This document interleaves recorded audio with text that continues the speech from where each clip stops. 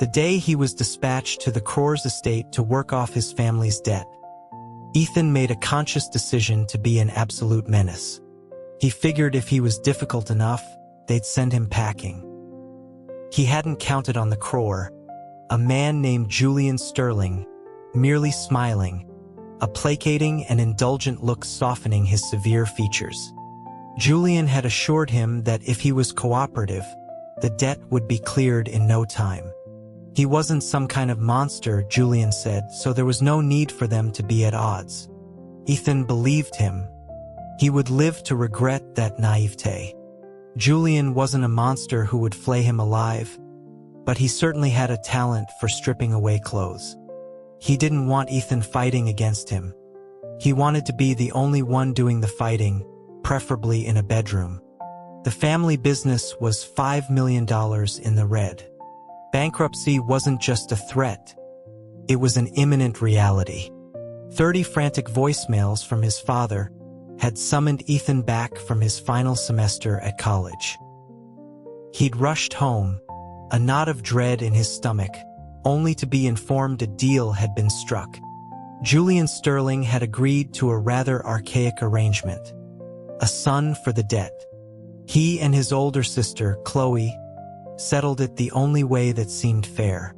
Rock, paper, scissors. She lost the first round and immediately insisted on best of 3. She lost the second and protested it should be best of 5. It was then Ethan knew his fate was sealed. As Chloe essentially bundled him into the back of a black town car, she adopted a tone of sisterly warmth he hadn't heard in 2 decades. She reminded him that he'd practically been her servant his whole life, so being a butler at the Sterling estate should feel natural. Besides, she reasoned it was for the best. What if Julian, a man pushing 30 and still single, got ideas about a beautiful woman like her? Ethan scoffed. Chloe had a black belt in Krav Maga. He'd never seen anyone get the upper hand with her, physically or verbally. The thought that Julian being unmarried at 30 pointed to something else entirely crossed his mind. He voiced the opinion that a man like that was more likely to be gay, making him, Ethan, the one in far greater danger. Chloe's expression flickered, her confident demeanor faltering for just a second. She dismissed the idea, but then, as if struck by a troubling thought, her tone shifted. If that turned out to be the case, she told him he should just run. His endurance was excellent, she noted with a strange intensity. If he escaped, the debt would be void. With that, Chloe gave a guilty-looking smile, shut the car door, and was gone. Ethan pressed his face to the window, shouting after her, proposing they could take shifts, or maybe they could tie up their father and send him instead. His pleas were met with Chloe's serene, unyielding smile and a graceful wave as the car pulled away from the curb. His hands and feet were bound with zip ties. Julian's security guards, men built like refrigerators, escorted him into a sprawling Malibu mansion. In the living room, a space of minimalist white walls and floor-to-ceiling glass that looked out onto the roaring Pacific, Julian Sterling was reclining on a low-slung Italian sofa, eyes closed. The sharp line of his throat and the delicate architecture of his collarbones were framed by the collar of an expensive-looking black silk robe. The robe was slightly agape, revealing a chest that was lean but well-defined, rising and falling with a steady, rhythmic breath. Julian's eyes opened. The moment their gazes met, a flicker of amusement lit his features. He waved a dismissive hand, and the guards vanished. He rose and walked toward Ethan, his movements fluid and unnervingly silent on the polished concrete floor. He said Ethan's full name, his voice a low murmur.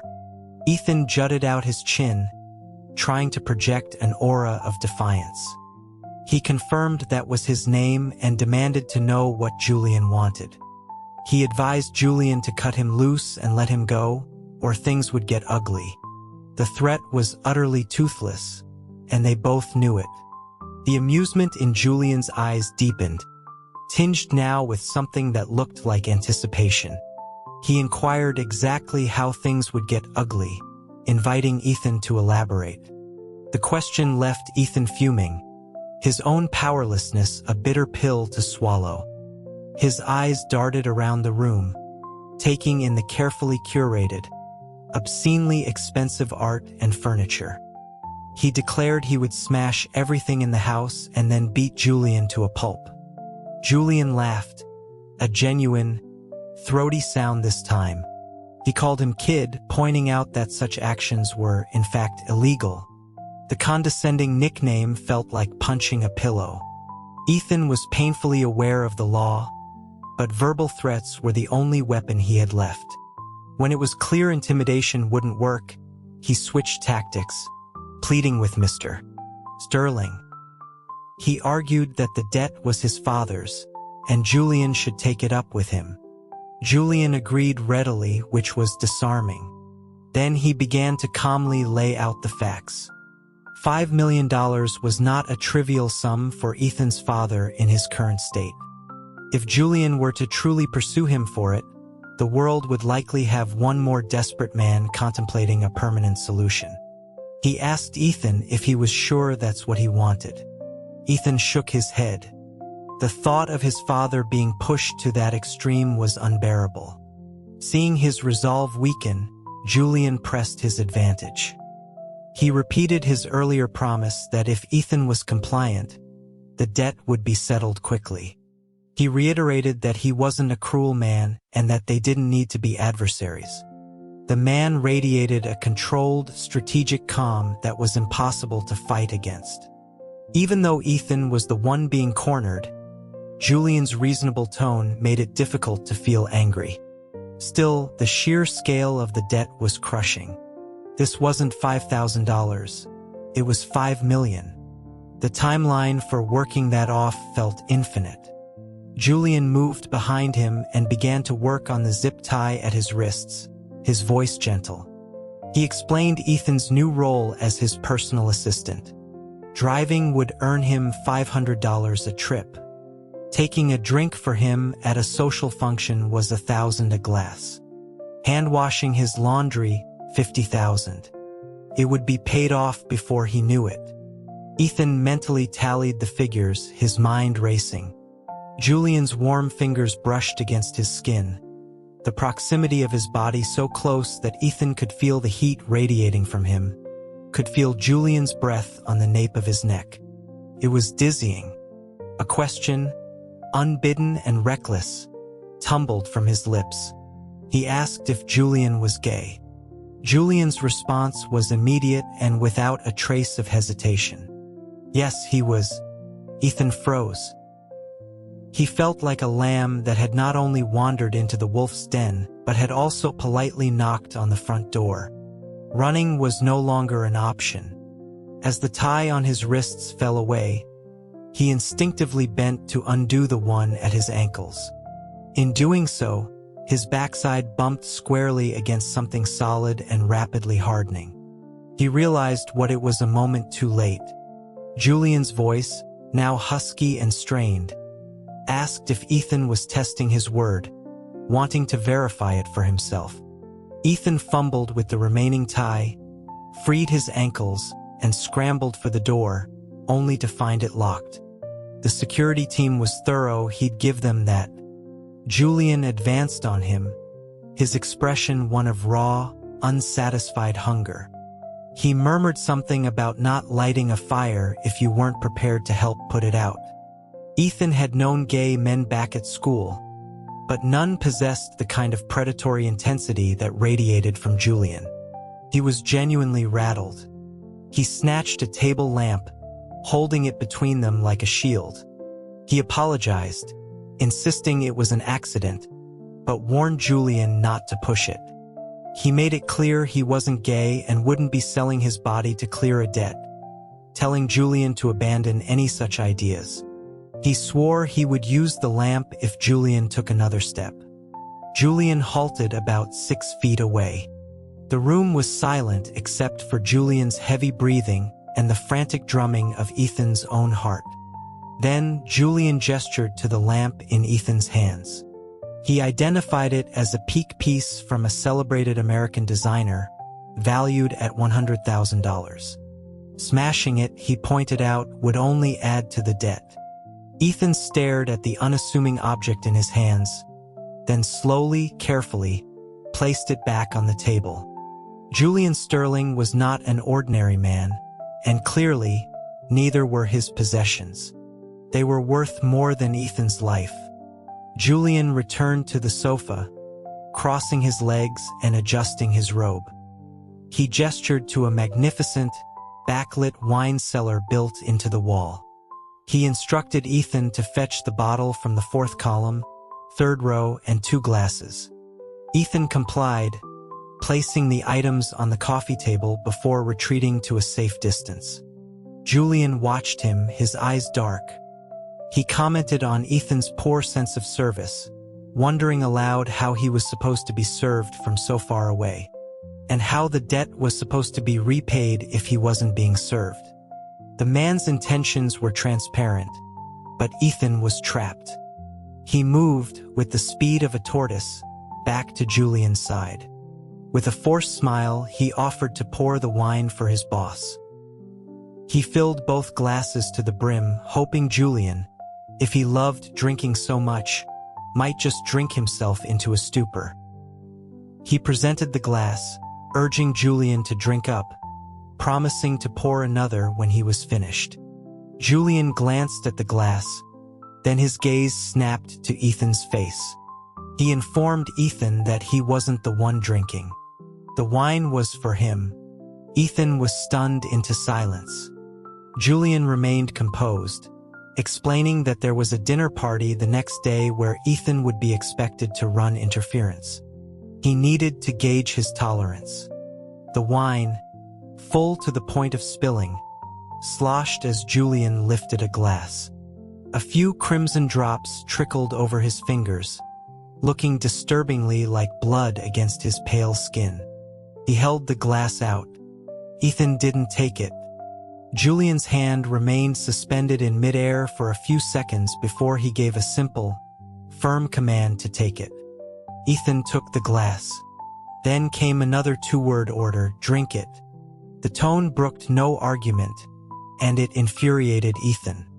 He took a deep breath and, in a last-ditch effort at negotiation, stated that taste testing should be compensated. Given how full the glass was, he proposed it should count for $2,000, or he wouldn't drink. A slow smile spread across Julian's face. He told Ethan he'd count it as $20,000. The number was a small, dazzling explosion in Ethan's mind. A grin he couldn't suppress split his face, and he downed the wine in one go. Julian complimented his tolerance. Ethan, feeling a bit giddy, boasted that it was nothing. He claimed to have spent his college years honing his skills in every bar and frat party on campus. Julian repeated his affirmation, but his tone was laced with something unreadable and vaguely mocking. Thinking Julian doubted him, Ethan picked up the second glass from the table and drained it as well, bragging that 3 or 4 bottles were no challenge for him. Julian rose, walked to the wine cellar, and returned with 4 more bottles. He said they might as well find out where his limit truly was. He had plenty of wine. Ethan froze. He quickly backtracked, insisting he was joking, and commented on how literal Julian was. He admitted that while he could drink, that much wine would leave him a drunken, vomiting mess. Suddenly, a terrible thought occurred to him. He stared at Julian, who was now expertly using a corkscrew. He asked if Julian was trying to get him drunk on purpose to take advantage of him. Julian asked, in return, if that was the kind of vile person Ethan thought he was. The alcohol was starting to hit, a pleasant warmth spreading through him, blurring the edges of the room.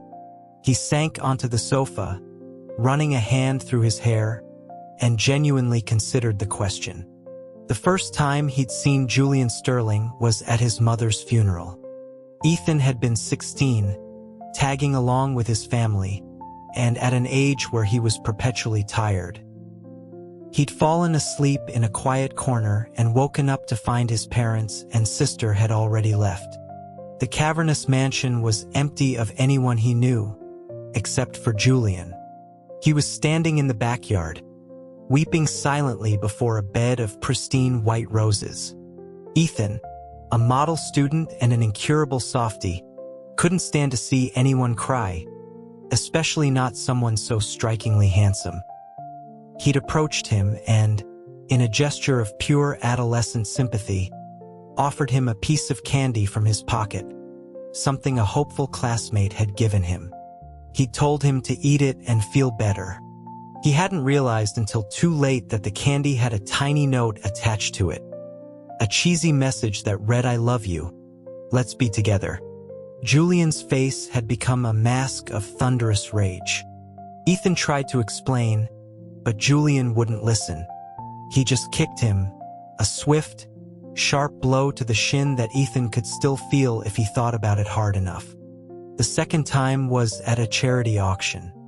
Julian had deliberately and ruthlessly outbid everyone for a particular painting, driving the price to an astronomical figure. Ethan didn't know the backstory, that the painting had belonged to Julian's mother and his own stepmother was trying to acquire it, and had muttered to his sister that the guy was a real monster. Julian overheard, cornered him against a wall, and snarled a question at him. "Would you save the person who killed your mother?" The question stunned Ethan into silence. He just shook his head frantically, and in the process, his lips accidentally brushed against Julian's.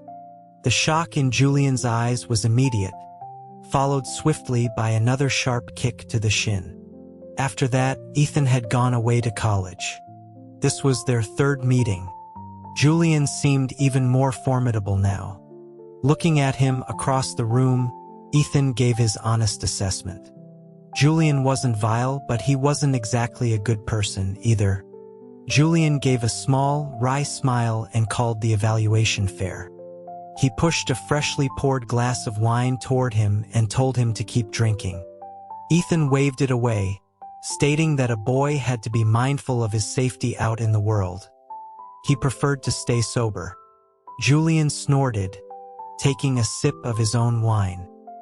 He remarked acidly on Ethan's concern for safety, given his professed history of frequenting bars and parties. The condescension stung. Ethan retorted that he just went to drink, not to do anything else, and that Julian shouldn't be so judgmental. He was clean, he insisted, had never even really kissed anyone. Except for Julian, that is. The memory of that non-kiss was profoundly irritating. Agitated and increasingly fuzzy from the alcohol, Ethan's head started to spin.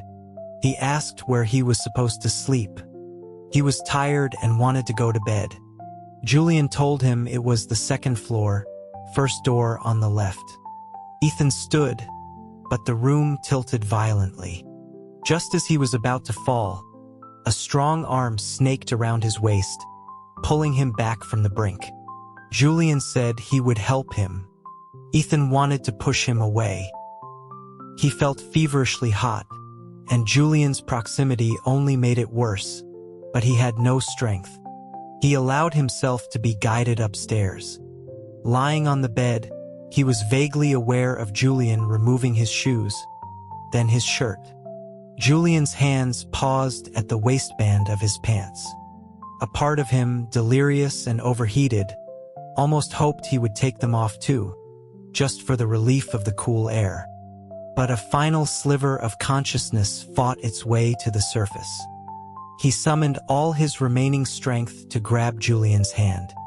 He slurred a threat, promising to kill Julian if he tried anything.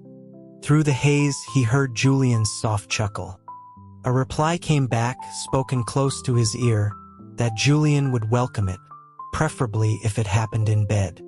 The man was an animal. He was woken by a profound chill. The air conditioning had been cranked down to a frigid 16 degrees Celsius.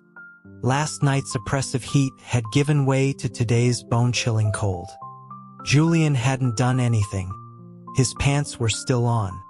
When he woke, Julian was already gone. A housekeeper had prepared breakfast and told him to eat.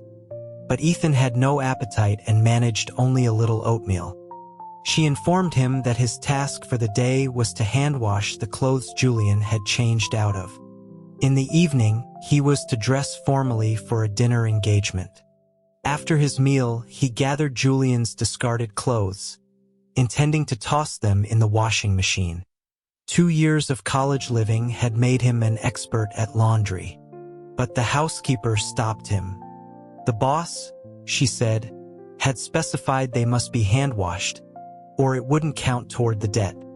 Ethan stared at a pair of silk boxer briefs in his hands and was rendered speechless. This was a setup. He'd sworn he would only ever wash underwear for his future wife. This pervert was ruining his life.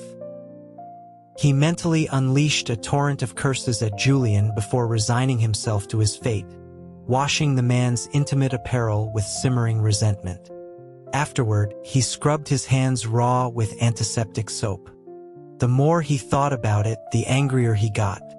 He dialed Julian's number. The call connected instantly. He didn't wait for a greeting. He shouted into the phone, demanding to know if Julian was capable of washing his own damn underwear because he was sick and tired of his sick, gay fetishes. There was a pause, and then Julian's voice, sounding uncharacteristically flustered, asked him to keep it down as he was with people. Ethan seized on the perceived weakness, raising his voice even louder. He refused to be quiet, taunting Julian about his sudden sense of shame and declaring his intention to let everyone around him know about his peculiar tastes. Julian's next words, delivered in a calm, level tone, were like a bucket of ice water. He was having lunch with Ethan's father. Ethan wanted to die. He flopped onto his bed, rubbing his face in despair. Then he heard his father's voice on the line, full of paternal outrage, declaring that his son would not do such work. They would go bankrupt, they would eat scraps, but he would not allow his boy to suffer such indignities. Ethan was genuinely touched, tears welling in his eyes. Then Julian's voice cut in, mentioning a new project being offered to Mr. Zhang. His father's tone shifted on a dime, the laughter barely concealed. He told his son that, on second thought, a man needs to face a little hardship. He reminded Ethan that he used to wash his diapers, so Ethan should think of this as repaying the favor. He advised him to serve Mr. Sterling well until the new project made enough money to bring him home. Furious and betrayed, Ethan started babbling threats, asking his father if he really valued money over his own son, and that he might just become gay for real and end the family line. Before his father could respond, Julian spoke two simple, devastating words. "I support that." The match was over. Ethan was completely deflated. He laughed weakly, assuring them he was just kidding and that Mr. Sterling shouldn't take him seriously. Fearing what else Julian might say, he quickly hung up. He closed his eyes, seeing only darkness and no hope. Suddenly, his phone rang again. His heart leaped, thinking it was Julian. It was someone far more terrifying, his thesis advisor.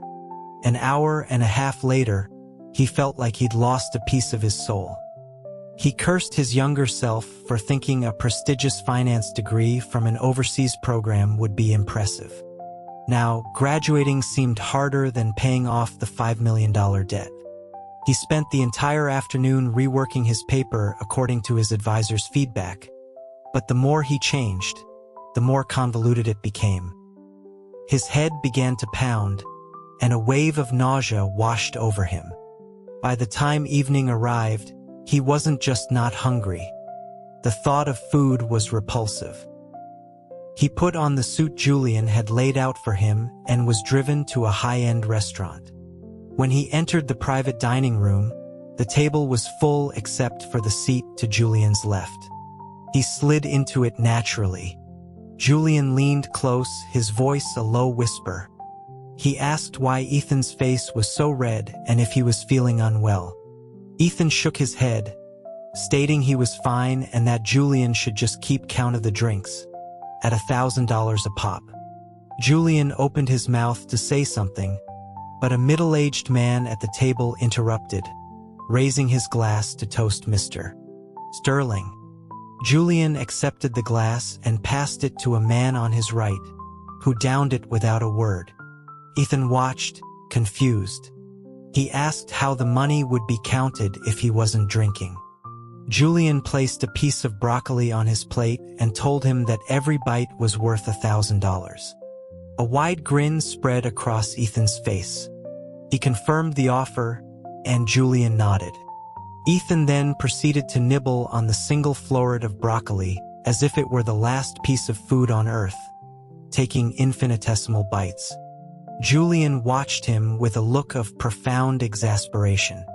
Ethan, feeling bold, pointed out that Julian hadn't specified the size of the bites. He declared that he had already earned $100,000 and Julian couldn't go back on his word. Julian took a deep, steadying breath, his expression one of weary resignation. He asked how Ethan was supposed to get full eating like that. Ethan replied that he didn't need to be full. He needed to cancel the debt. Julian relented. He told him to eat a proper meal and he would cancel it. Ethan looked at him, his eyes wide with expectation. He asked how much. Julian stared at him for a moment, his gaze softening. He asked Ethan how much he wanted. Ethan blurted out $1 million and immediately prepared to walk it back, knowing it was an outrageous sum. But Julian nodded. $1 million it was, he said, as long as he ate properly. Julian ordered him a bowl of pasta. The first bite made his stomach churn, but for the money, he forced it down, eating as quickly as he could. As soon as the meal was over, the nausea became overwhelming. He excused himself and rushed to the restroom, where he threw up everything. Julian followed him, placing a gentle hand on his back. He murmured that he thought some food might help, but now it seemed a doctor was in order. Ethan didn't argue. He felt truly awful. Julian called for his private physician. A fever of 102 degrees had Julian frowning with concern. He asked how a grown man couldn't realize he had a fever. Ethan moaned that he thought he was just stressed out by his advisor and his impossible thesis. He lamented that he would never finish it. Then a desperate idea struck him. He looked at Julian, seeing him as a lifeline. Julian was a titan of the business world. Surely he could write a finance paper. He begged Julian to write it for him. Julian refused, citing the principle of academic integrity. Ethan slumped back against the bed, completely defeated. But Julian offered a compromise. He couldn't write it for him, but he could stay with him, guide him through it. Ethan agreed instantly. It was better than nothing. He added one condition. Julian couldn't charge him for the help, because he had no money left. His eyelids felt like lead weights. With his last ounce of energy, he negotiated with Julian. Julian's voice was impossibly soft. He said he had all the money he needed. What he wanted was something else. Ethan's fever-addled brain couldn't process what that might be. The next second, a strange, soft pressure on his lips made him open his eyes. He met Julian's triumphant gaze. Julian told him this was what he wanted. Ethan raised a hand to slap him, but the gesture was so weak and pathetic that it only made Julian's smile widen. He had no fight left in him. When he woke the next day, he was in a fresh set of clothes. He looked at Julian and asked if he had changed him. Julian nodded without any attempt to hide it.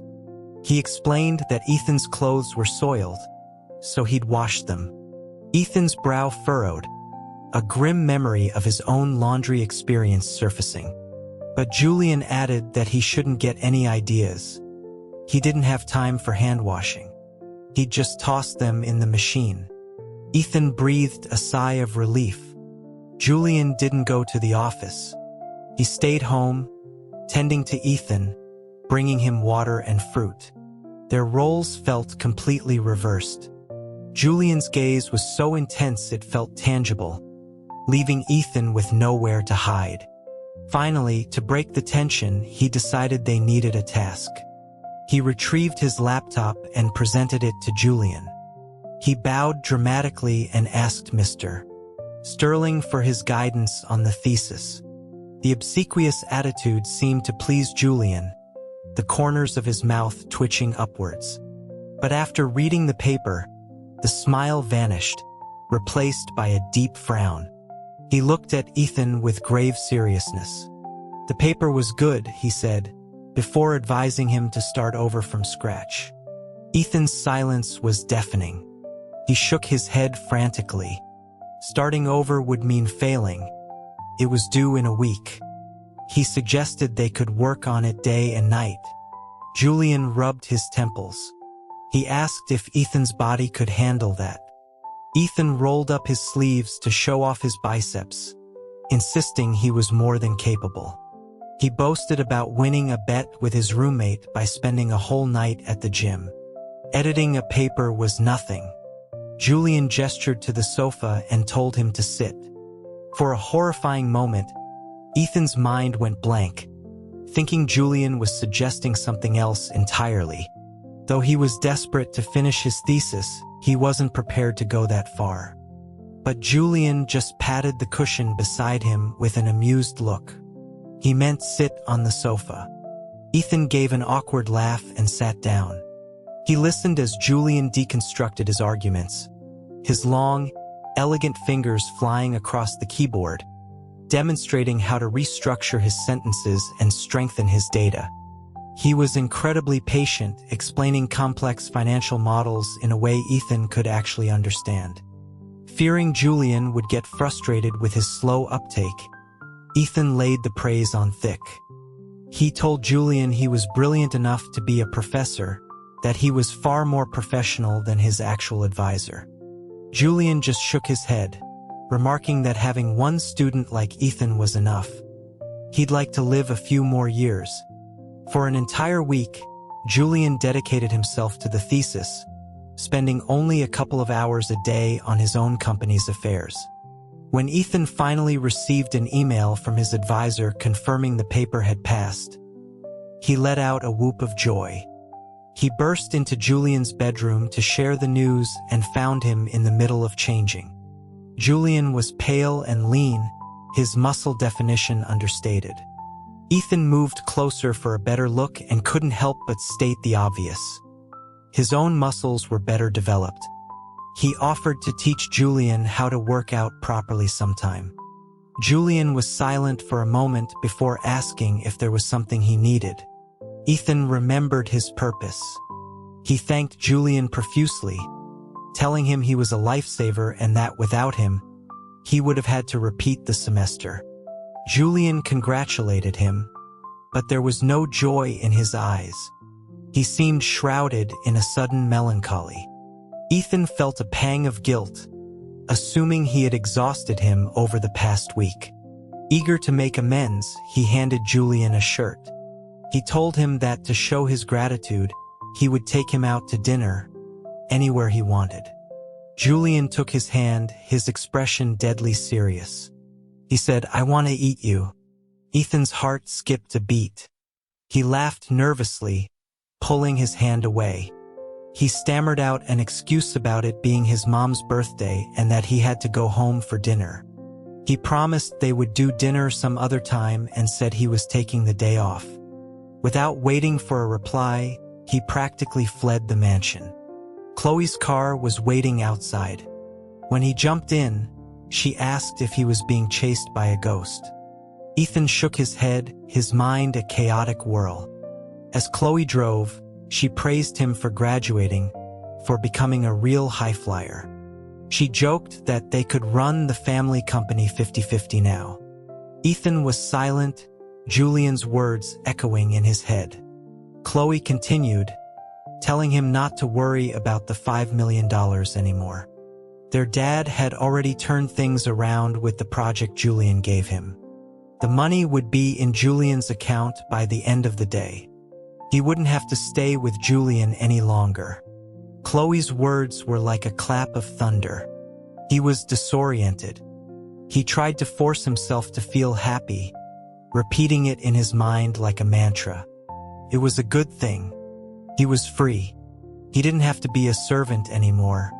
When they got home, the table was laden with all his favorite foods. His parents fussed over him, piling food onto his plate, telling him he'd suffered and gotten too thin. His father called Julian a bad man but said he'd had no choice. Ethan found himself defending him, saying that Julian was actually a good person and they shouldn't talk about him that way.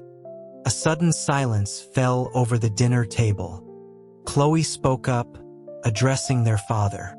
"Dad," she said, "your son is gay." Their father stood up, walked over to a portrait of his own late father, and dropped to his knees, kowtowing dramatically. He announced to the portrait that from this day forward, the family legacy would have to be carried on by Chloe. Chloe adopted a look of stoic sacrifice, sighed, and said it seemed she would have to step up. Ethan frowned at the bizarre spectacle. He insisted he wasn't gay and that, in all fairness, Julian wasn't a bad person. He'd helped him with his thesis. He would have failed without him. His mother seized on that. She said in that case he should go and thank him properly. She pointed to an unopened birthday cake on the counter. Julian's mother had passed away young, and with a father like his, he probably never had a proper birthday cake.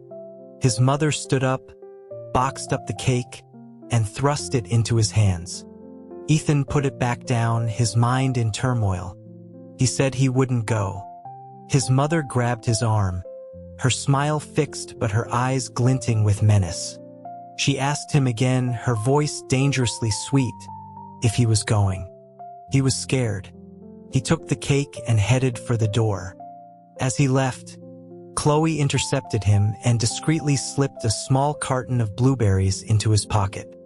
He was allergic and tried to throw them away, but she pressed them back into his hand. She assured him she would never hurt him and that, if things got desperate, he could always resort to a little melodrama. Just, she warned, to be careful with the dosage. He couldn't argue with her, so he pocketed the berries and left. He parked the car and walked back toward the mansion. The front door was ajar. Through it, he could see Julian sitting on the sofa, his back to the door. Facing him was a man in a flamboyant red shirt whom Ethan vaguely recognized but couldn't place. The man in red was speaking, his voice carrying clearly into the hall. He was expressing disbelief that after 2 glasses of that potent cocktail, nothing had happened between him and Ethan. Julian's voice was laced with disappointment. He confirmed that it was true. The man in red went on, musing that for a young man in his prime, to have consumed that much of an aphrodisiac and done nothing meant Ethan must truly not be interested in him. Ethan's fists clenched. Who said nothing happened? He'd been thinking about Julian constantly. He'd woken up needing 3 cold showers a night and had nearly frozen to death with the AC on full blast. Julian let out a quiet, wounded sound of agreement. Perhaps Ethan really didn't like him. And yet, he added, it was Ethan who had approached him first. He'd given him a love letter, told him he loved him, wanted to be with him forever. The man in red sputtered on his wine. He asked Julian when this had happened. Julian replied that it was on the day of his mother's funeral. The letter had said he liked him and would be with him forever. And so, the man in red concluded that was the day Julian started to fall for Ethan Jung. Julian denied it vehemently. He called Ethan a brat and said there was nothing to like. He remembered finding him incredibly annoying that day, chattering on for half an hour with useless words of comfort. And yet, Julian admitted, for some reason, he could never forget him afterward. Ethan took a deep breath. So this was all his own damn fault. The man in red stood up, moved to Julian's side, and said it was simple to forget him. He reminded Julian that he had given him 2 bottles of that cocktail. There was one left. They could drink it together and he would help him forget. Ethan couldn't listen anymore. He strode into the room and placed the cake on the table. He told Julian, who was clearly intoxicated, that his mom had sent a cake and that he could eat it or throw it away. He didn't care. Julian's eyes cleared slightly. He breathed Ethan's name. Ethan turned to leave, aiming for a dramatic exit. But then he hesitated. What if Julian was too drunk to defend himself? He turned back, making an excuse that he had to see Julian eat the cake to consider his mission complete. As he opened the box, he sucked in a sharp breath. Written in elegant frosting were the words, "To my darling husband, I love you." A mouthful of saliva went down the wrong way, and he nearly choked. He explained quickly that it was his dad's birthday cake for his mom, hence the inscription. He hastily cut into the cake, destroying the words. Julian took the slice he was offered and asked if there was anything else. If not, he could leave. The debt was paid after all. It was a clear dismissal. Ethan opened his mouth, but no words came out. The man in red chimed in, telling him to hurry up and go, not to interrupt his evening with Julian. He then asked Julian where the other bottle was, so they could open it. Ethan looked at Julian, waiting for him to refuse. But Julian just told him it was in the cellar, and he could go find it. The man in red, looking pleased, headed for the cellar with an air of familiarity. Julian's tacit permission was a punch to the gut. There was no reason for Ethan to stay any longer. He took a deep breath and told Julian he was going upstairs to pack his clothes and would be gone shortly. He felt Julian's eyes on his back as he walked away, but Julian didn't call out to him. After packing, he sat on the sofa in his room for a while. This was where Julian had helped him with his thesis. He could almost still feel his presence. He realized he didn't want to leave. He took out the blueberries Chloe had given him and shoved a handful into his mouth. The allergic reaction was swift and violent. His throat began to close up. With a monumental effort, he stumbled downstairs. Julian and the man were still drinking. Julian's face was flushed. Ethan collapsed into his arms. "Julian," he gasped, "I'm having a reaction. It hurts." Julian's face went pale with panic. He yelled at the man in red, whose name, he shouted, was Leo, to check on Ethan. It was then that Ethan finally placed him. He was the doctor who had treated his fever. The entire conversation had been a setup.